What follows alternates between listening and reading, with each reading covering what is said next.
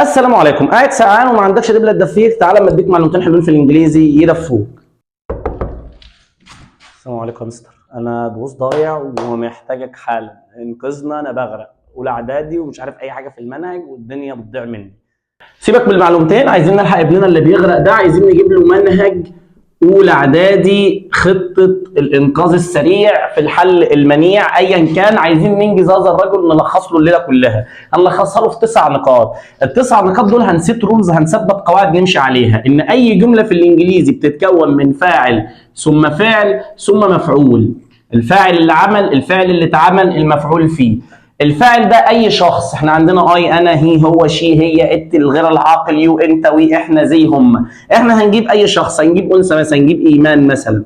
ثم هجيب اي فعل، هجيب مثلا هي وليكن مثلا play، تمارس مثلا او تلعب. ثم هنجيب اي مفعول، تمارس اي رياضه جديده لسه صاعده او ناشئه زي التنس مثلا.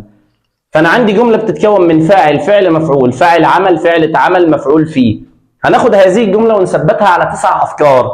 ال9 افكار دول هم المنهج بتاعنا. ازاي يا مستر؟ هنلعب لعبه بسيطه. احنا دلوقتي عايزين نخلي ايمان بلاي تنس دي القاعده بتاعتنا اللي احنا عاوزينها، وانا عندي 9 قواعد. اعملها ازاي يا مستر؟ بالراحه. الفاعل هو انسان ثابت لا يتغير.